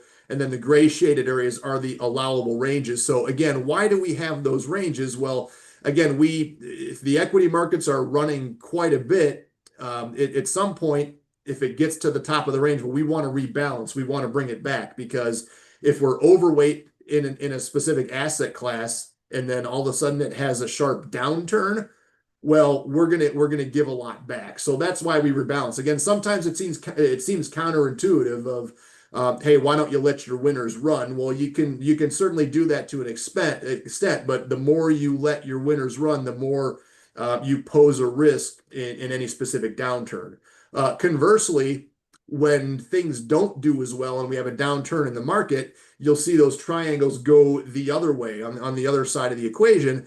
Well, again, kind of seems counterintuitive, but what are we doing in those situations? Well, we're actually buying more of that, because again, if an asset class is out of favor and it's underweight and it has a sharp rebound and we don't rebalance upwards, well, we miss a portion of that rebound. So that's why we have the ranges. It keeps us disciplined, it keeps us codified, and it keeps us again on track to over time have that good probability of meeting and exceeding the return assumptions. So, and again, I think hopefully you can tell by all of these different categories that just by different asset classes, we have a lot of great asset class diversification within this plan. But within that, we have a whole lot of managers. I'm gonna jump to this really quick. So, because this will show us a couple things. Number one, that we have a lot of different investment managers. And number two, I know Christina was talking earlier about fees. Well, this page will be in every quarterly report, and this actually lets us monitor how much we're paying our investment managers. So you see the estimated annual fee. So most managers, and you can see what their fee schedules are to the right. They're going to charge us something to manage our money, but it's our job to evaluate that and say, are we getting enough rate of return from a manager minus what we pay them for that to make sense? Now, again, why is this sort of page or what we're looking at here important? Because regulators love to look at how much we pay investment managers, and certainly they want to make sure we're not overpaying investment managers, and that there's no conflict, that we're not paying manager XYZ too much money because he cuts a portion of that off and pays it to Mariner, or pays it to a trustee, or pays it to somebody else. So again, it's our job to come in and say that doesn't exist. That number one, all of these are institutional quality managers. We're getting the best price and best fees that we can for each one of these relative to their specific asset category. And again, we'll show you, it's not in this report, but once a year, we'll also have an additional column in here that actually shows us averages. So relative to what each of these managers, the category that they're investing in, we'll look at a peer group, and you can evaluate fees relative to the peer group. And the objective there is to make sure that we're in line or lower than the average fee for the peer group. And when they're not, we'll go in and to the extent possible negotiate fees. So we've done that a couple times with managers in this portfolio.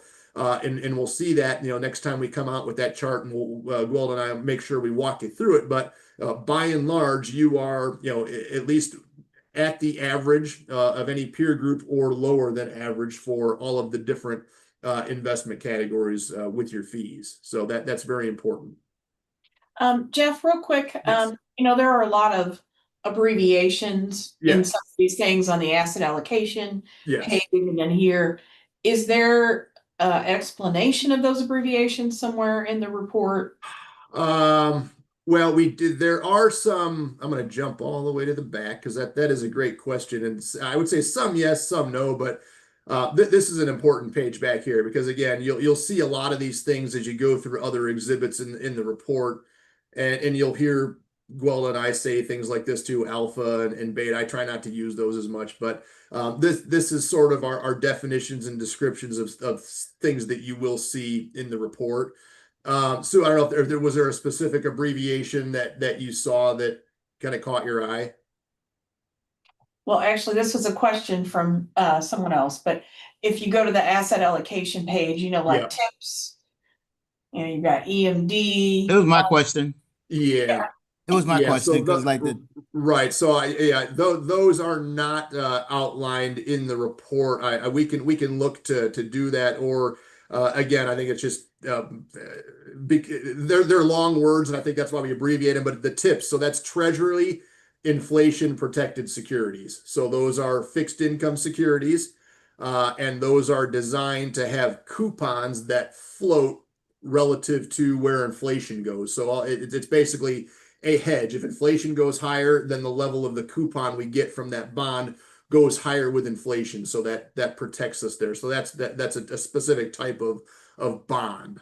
And then EMD. Sorry, question. And because it was something on a couple pages before too. Yeah. And you know, I've been on here, but you always say tips, or you always say GAA or whatever it may be, or EMD.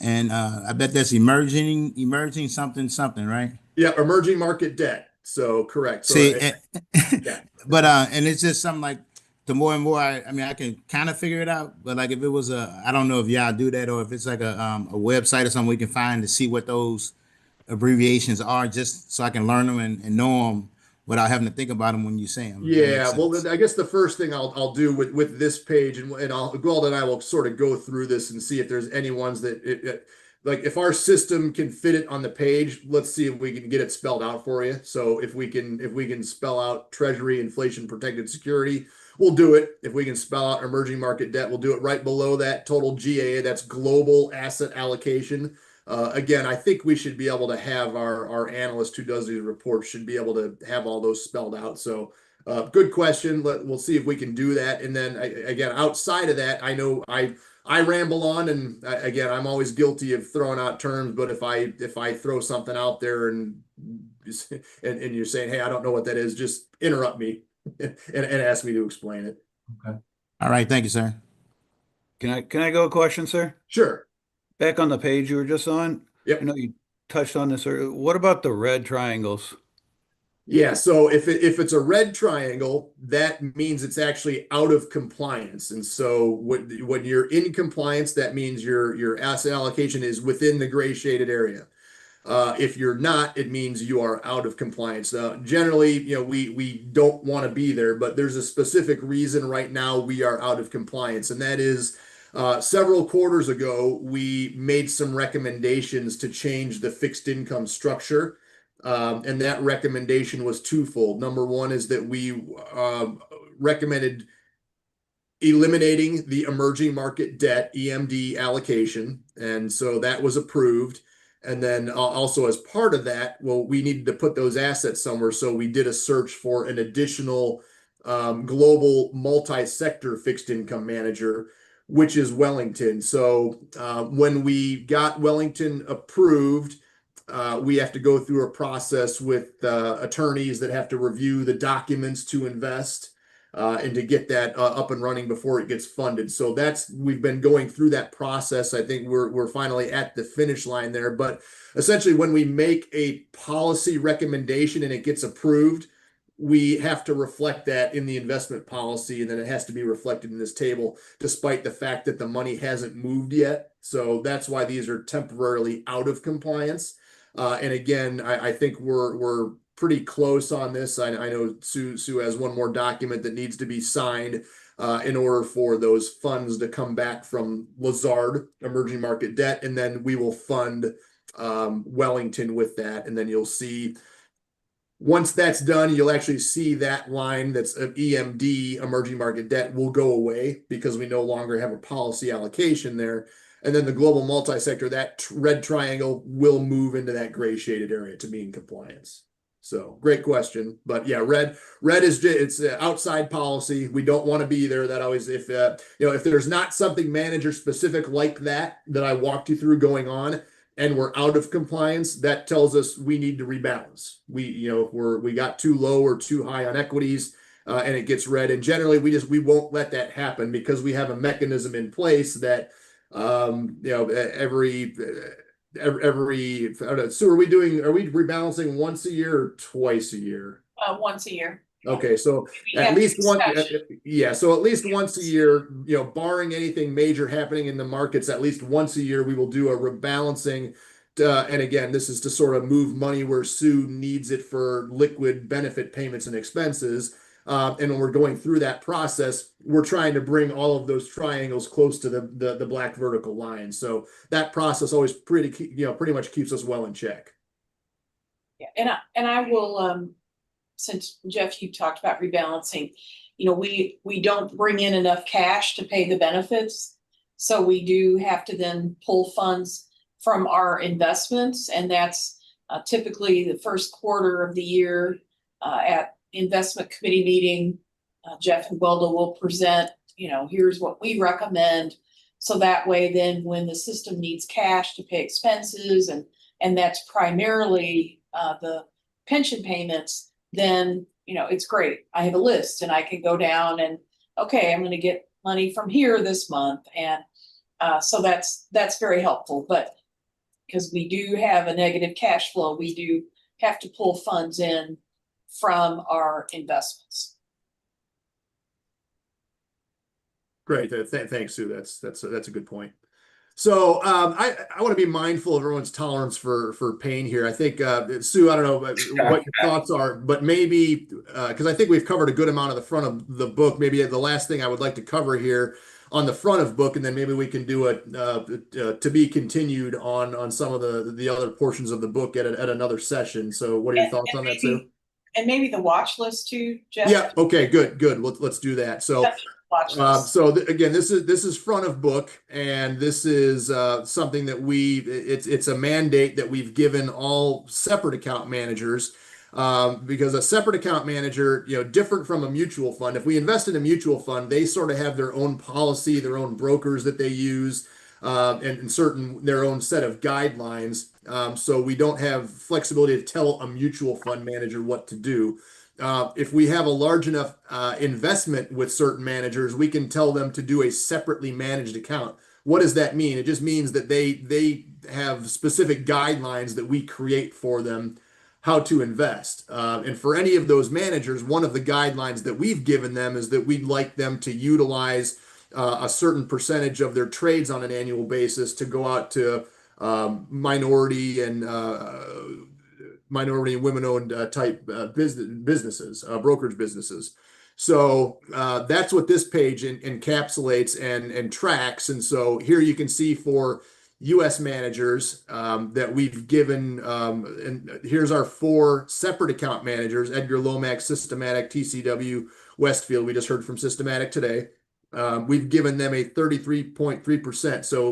So of their total trades that they make throughout the year, we want them to allocate 1/3 of those trades to MWDB brokerage firms. And so this is how we track that. So we make them actually give us a report that tells us how they're doing throughout the year. And then we report that here. So you can see that Edgar Lomax is well ahead of their goal. Systematic is making progress toward it, but still not there. TCW has not done anything yet. So when we see things like this, we send out reminders and say, by the way, you have a policy that you've been given, and so you need to meet that goal. And then Westfield has already met the goal for the year. International manager, the only separate account you have is Causeway, and they're at a 10% goal. So for international trades, there's not as many minority brokerage firms out there that make those trades. So that's why we have a lower goal for the international equity manager. But again, you can see we give them a 10% goal. Causeway already well ahead of that for the year. Same goes with fixed income. That's a lower percentage goal because the firms that trade specifically in fixed income, that there tends to be fewer of those firms that are actually specializing there. And so that's a 10% goal as well. And you can see where Earnest is they're directing a lot of trades. And I would tell you for their specific area, there's a group called Loop Capital that's here in Chicago. That's a minority-owned firm, and they're getting a lot of their trades directed to that group. And they're one of the lowest cost out on the street. And what I would tell you is the other thing that we've said to managers on this is, you cannot pay more than market or pay excessive to allocate those trades to minority brokerage firms. So when they are allocating those trades, they're still getting best execution and lowest costs for doing that. So again, the system's not disadvantaged by allocating those trades. And then Exponence, who's on the global side, again, somewhat similar to your Causeway, who's an international, that has a lower threshold because of the number of brokers that specialize there. And they're right in line for where they need to be for the year. So we'll probably expect that to get a little bit higher as we go through the year. So again, this is our page. This every quarter we track this, and again, helps us see things like TCW. If they're not meeting it, we're gonna remind them where they need to be. Sue brought up the watch list. That is it. I'm gonna go back to the end of the report. So this changed fairly recently, just due to the criteria. So this used to have shorter term criteria. It had some 2-year and rolling quarterly criteria, which frankly, just with the volatility in the markets was creating sort of a lot of false, I would call false negatives, or managers that they're not meeting criteria in one quarter, and it was kind of saying, hey, let's put them on the watch list. And we just had a lot that, frankly, one good quarter changes and they were coming off the watch list. So we made a recommendation to the committee and the board to make the watch list a little bit longer. And so how this works, and again, we'll talk about this in a future session, but we are looking at managers relative to their benchmark, and also relative to peer groups. So that's managers that operate in the same space that they do. And we're saying over a rolling 3-year period. So that just means it's 3 years, add a quarter, drop a quarter. So every time we go to a new quarter, we're evaluating 3 years after dropping off the oldest quarter and adding the newest quarter. So we do that every single quarter, and saying, has the manager outperformed its index or its benchmark? So the playing pond that they're investing in, and then has it exceeded the peer group median? So is it better than 50%, at 50% or better than 50% of the managers within their specific peer group over that same rolling 3-year period? We also look at it a little bit longer term and say, over a rolling 5-year period, have they outperformed their benchmark, and are they doing better than the average within the peer group? So if they're not, and they're failing, in the way we look at this is if they're failing any 2 of these categories, they'll all the way to the right will be check marked watch list yes. So I'm sorry, it'll be two from any 2 from the different time periods. So as you can see, TCW, who's failing both of the on the 5 years, but since they're passing on the 3-year, they're still not technically on the watch list. But if we see too many of these categories that are being failed or not met, that puts them on watch. And so again, what does that mean? From this is all written into our investment policy, and says if a manager is on a watch list, that gives us cause to number one, to let the manager know they're on watch list. And if performance does not improve, that the board will potentially take action as far as replacing them or lowering their allocation within the system. So, right now, Lomax, who we just had in not too long ago, came in and talked about their performance. They're still not meeting the criteria because they've had a handful of bad quarters, but they've been improving. So, and we also did take some money from them when they were on the watch list for a little bit. TCW, I think they're going to hit the watch list fairly soon, and certainly we have the ability, even despite this quantitative form of watch list, if they're not going to meet the objectives of brokerage that we've given them, that we have the ability to sort of put them on another qualitative watch. And also, again, what's not encapsulated as far as watch listing a manager here, because this is purely quantitative, is just something organizational. So if a manager says, we got rid of our entire portfolio management team, there's a new group in here, they might start managing the portfolio differently. For us, that's an organizational watch list item where we will come in and we'll make a recommendation to put the manager on watch for that reason. So again, this is purely quantitative. The board doesn't have to act, but it does tell us this sort of gives us the rationale to act if things don't get improved. So again, Edgar Lomax, we'll continue to keep an eye on it. Invesco, that manager is being replaced. So yes, they're on the watch list. They have been for a while. We did come in and make a recommendation to terminate that manager, and they are winding down the fund. So that one's eventually goes away. And then Lazard, again, they're also in the process of being liquidated. So it's been on watch. We made the recommendation to terminate, and that is happening. And then PIMCO All Asset is currently on the watch list. We haven't made any specific recommendation there other than, we know for what they do, their benchmark's kind of tricky. They're go anywhere, do anything within the global markets, fixed income equities. It's meant to be more of an absolute return type vehicle relative to tracking a benchmark, but they have had some recent relative underperformance to that benchmark. So again, that probably, and I know we had them talk to the committee not too long ago to understand what's going on in the portfolio, and we'll sort of continue to follow that and see if it warrants any action. But as of this point, it does not. So that's how the quantitative watch list works. Any questions on that?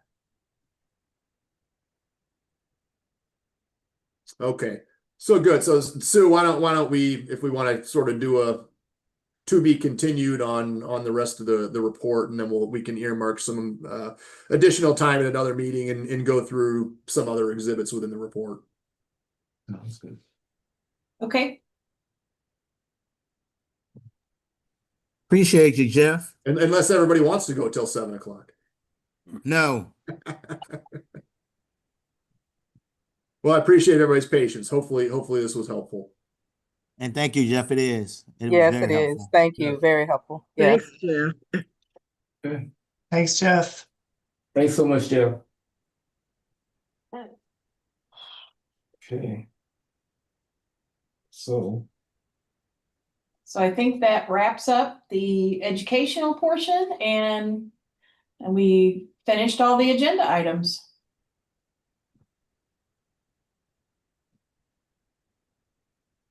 Okay. Sounds like a plan, good people. I make a motion to adjourn our amazing Educational investment committee meeting, as well as our education today.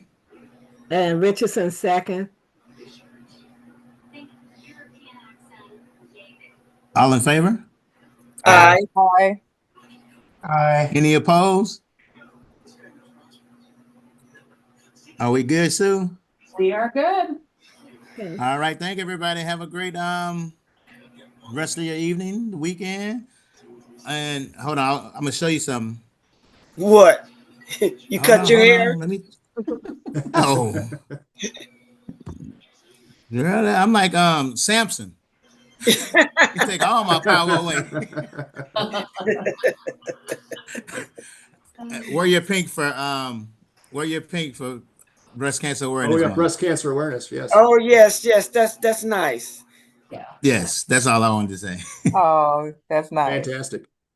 All right. And I'll see you. All right. Thanks, Dr. everybody. Have a Albert. good weekend. Yeah. Thank you. All right, have a good. everyone. Bye, Jeff. Thank Thanks you. again. Thank Goodbye. you. Thanks, Have Jeff. fun, everybody. Okay.